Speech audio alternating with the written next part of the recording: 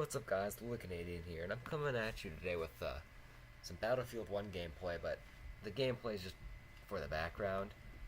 I have actually, I had an interesting experience today, and I was like, hey, you know what, I think it'd be a great idea for a YouTube video, or a YouTube little kind of series called Story Time. I want you guys to tell me if you like it or not. It's all up to you if you want me to continue this. I have tons and tons and tons of interesting stories to share with you. I want to know what games you want me to play. I want to know basically everything you want out of me.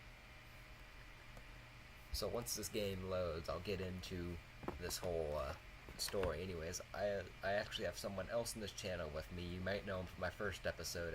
Will, say hi. Hello. There you go. I was about to say, where's that little hello from Will?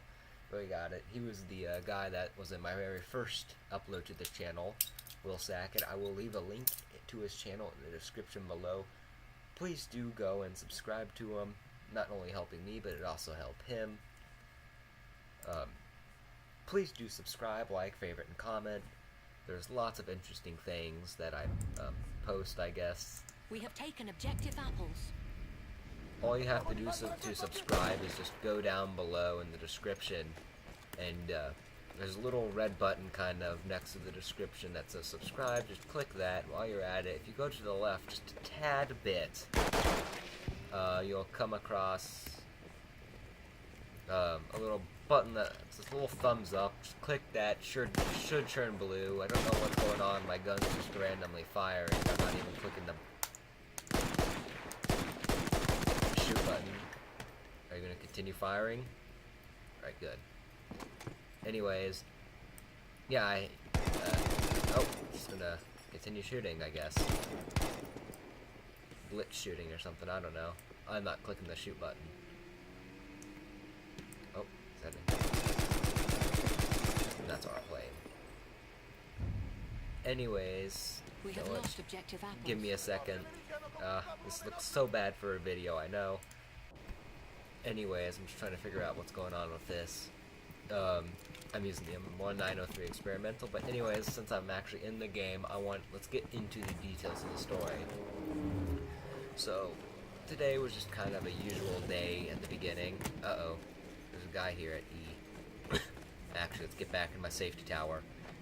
Anyways, I was just sitting at home watching some YouTube, you know. Then one of my friends came and got me today. And he was like, what do we should do? And so we're kind of just thinking what we should do, so we kind of go outside and start walking. We end up at my old middle school, and so I'm sitting there just all like, hey, I want to go walk the track. So we're like, yeah. So we're walking the track, and there's these guys on the soccer field, and they're staring at us. And so my friend yells, take a picture, it'll last longer. So they're like, one of the kids on the soccer field was like, which fag said that? And I was just like, the one with blonde hair. And they're like, shut up. And I was like, what? Couldn't think of anything else to say. And that's kind of what started this whole fun little trip. I hear him, but don't see him. Sorry, that's for Battlefield. Anyways, that's something that happened, and then as we continue walking, we end up at the dried pond, because right now we're in the middle of a drought.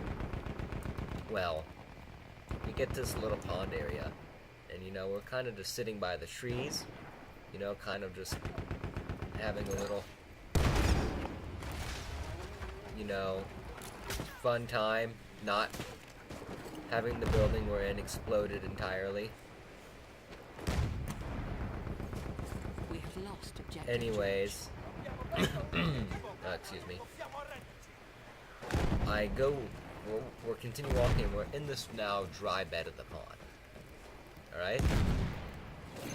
And we hear something in the woods. There's these little woods, kind of. We hear something in the woods. So my friend's like sitting there talking to us, like, hey, blah, blah, blah. And then we start hearing this noise. What makes it so weird is there's like this dragging noise, as if something's being drugged, and along with some footsteps. So like sitting here like, what's going on? And so we're listening to this, and you can hear 2 footsteps, then the dragging noise. 2 more footsteps, then the dragging noise. So like we're sitting there like hella confused about this, and next thing you know, one of my friends is just all like, "Yo, quit dragging the body," and then all of a sudden the dragging and the walking just stops. It goes dead silent for a couple seconds. Then it continues again. And so me and my friends are like, We have lost "Oh my objective god, Freddy. is this dude like dragging a body?" We're like, "Nah, it couldn't be." And so my friend yells, "Stop it," the dragging goes continue, and then he yells, "Stop dragging the body," and all of a sudden he stops again. We have taken The noise objective stops butter. again. And it kind of goes like that for several more minutes of us just yelling random things, and then each time we said stop dragging the body, it would, the dragging noise and the walking noise would stop. So me and my friends are suspicious now, so we're kind of like peeking through the trees trying to find this, this noise. Like, who's making this? What's going on? And me and my friend, we were just peeking over, and we see this man after a while. He's wearing like he's like blonde haired, he's wearing a gray hoodie and some jeans. But you also see this big black bag, very heavy, you can just tell by the look of it. He's dragging across the ground. And so my friend decides to shout the thing again, stop dragging the body. And so the guy stops and looks. Well, it's weird because this time it seemed that he actually looked at us. We couldn't be too sure on it. We couldn't. But anyways, so at this point, me and my friend are like freaked out. Like, oh my god, we think this guy's dragging a body. So we're sitting there, and about 10 minutes passes, and in that 10 minutes we're debating whether we should call the cops or not. Well, my friend was retarded and kind of stepped into the woods a bit trying to find this guy.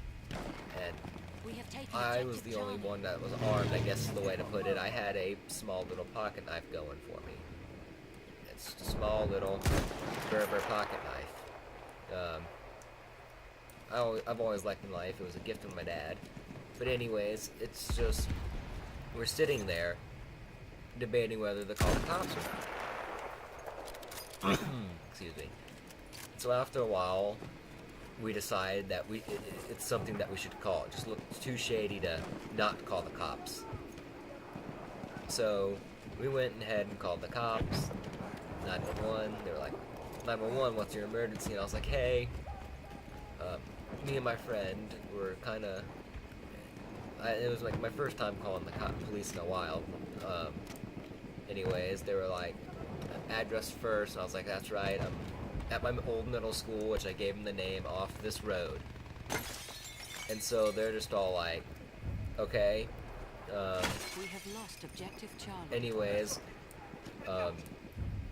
they asked me all the questions, like what was the description of the man and such. And eventually, they're like, hey, stay where you're at. An officer has been dispatched to your location. Well, obviously they asked what the issue was. Well, like, about 5 minutes later, not one police officer came, but 3. There were 3 separate cruisers, each holding 1 police officer, except one. Another one was carrying 2. Anyways, it was definitely an interesting thing to see that they dispatched that many for just one small little case, you know? Seemed a bit unusual, but anyways, me and my friend are sitting here, and the police officer gets out, and he's like, show us where the noise came, so we did everything, we showed him all that stuff, and so eventually he goes back there. Well, before he goes back there, he opens up the trunk of his car. And now we're like, what could he be getting out of the trunk of his car? And so he's digging through the trunk of the police cruiser. Next thing you know, he's pulling out a machete. And my first thought that comes to my mind is, what police officer carries a machete in the back of their car? It was just the most awkward thing, in my opinion, to see that. definitely something awkward, in my opinion, to see that a police officer had a machete in the back of his car. Anyway, so he goes in, and then one of the other police officers come, and he was asking me all this stuff, and he goes in. So you have all these people going in, and after a while, they come out, and they're like, hey, we found some, tracks of something definitely being drugged and some footprints. But they couldn't find anything else. We have taken objective Edward. But they definitely noticed that something was there, Kind of gave you that, vibe. So they were like, thank you for calling the police. You did the wise thing calling the police. We wish that all citizens were like you. And so they decided to just one up, and they're like, you're good to go home. We'll take the rest from here. Stay safe. Blah blah blah.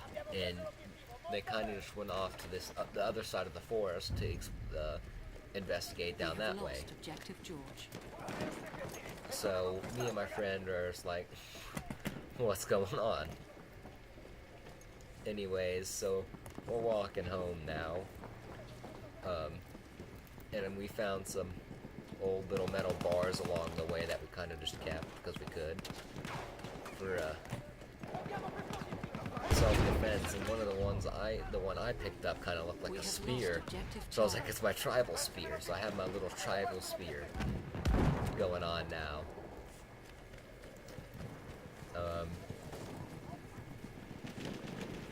Overall, it was just a very interesting experience to have witnessed something that looked so much like someone disposing of a body in the middle of the woods.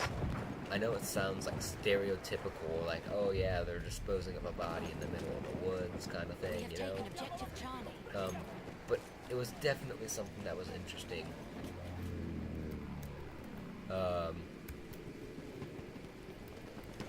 Definitely an experience that I hope that none of you have to experience, or I have to experience ever again. Man, that caused a lot bigger of an explosion than I thought, and still didn't get that door open. Anyways, so that was my story for the day. Will, what are your comments on my story for today? Keep in mind this all happened today. Oh, you don't have any comments? I think I would... I don't know. That's pretty crazy, man.